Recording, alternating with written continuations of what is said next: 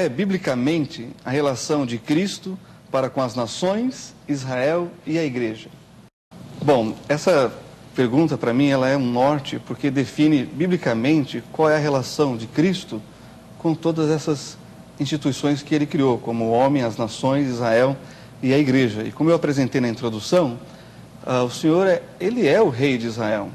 Os magos que vieram do Oriente chegaram em Jerusalém e falaram com Herodes: onde está aquele que é nascido rei dos judeus? É interessante que ele também é senhor da igreja. Esse texto de Efésios vai mostrar para a gente a essência da igreja, que é o corpo vivo de Cristo, e vai apresentar Cristo como a cabeça da igreja, que é o seu corpo e que representa ele aqui na face da terra.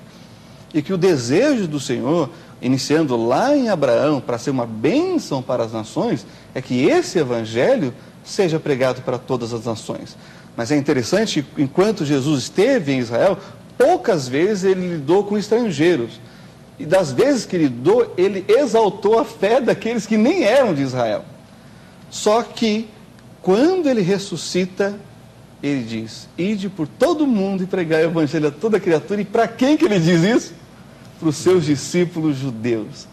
E aí é interessante porque nós olhamos para a questão, como foi levantada, de povo, e é chamado Israel como povo eleito de Deus em Isaías capítulo 45, o verso 4.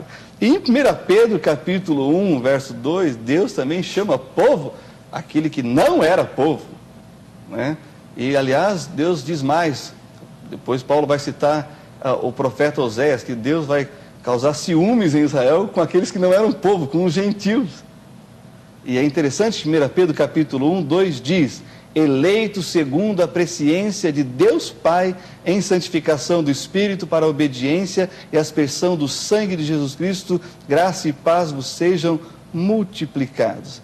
Ou seja, o Senhor também elegeu entre as nações pessoas que passam a ser o seu povo na questão de salvação, que acho que duas coisas que nós estamos confundindo aqui: povo como uma etnia e a questão de povo como o herdeiro de salvação. Não, essa é uma doutrina católica de que fora da igreja não há salvação. A igreja não tem poder para salvar. Quem salva é Deus através de Cristo, e inclui os salvos na igreja, que é o seu corpo verdadeiro aqui na face da terra. Só que se a gente olhar mais para 1 Pedro, nós vamos ver que ele é chamado de povo Israel adquirido e especial. E aqui em 1 Pedro capítulo 2, verso 9 diz, verso 9 diz: mas vós sois a geração eleita, o sacerdócio real, a nação santa, o povo adquirido, para que anuncieis as virtudes daquele que vos chamou das trevas para a sua maravilhosa luz. Então, o Senhor tira das nações e faz uma nação santa. Como tira de Israel aqueles que são chamados, como o pastor mencionou, verdadeiros israelitas, porque não é todo aquele que é de Israel que é verdadeiro israelita na questão de salvação. Então, há um povo que é santo, há uma nação santa em Jesus Cristo.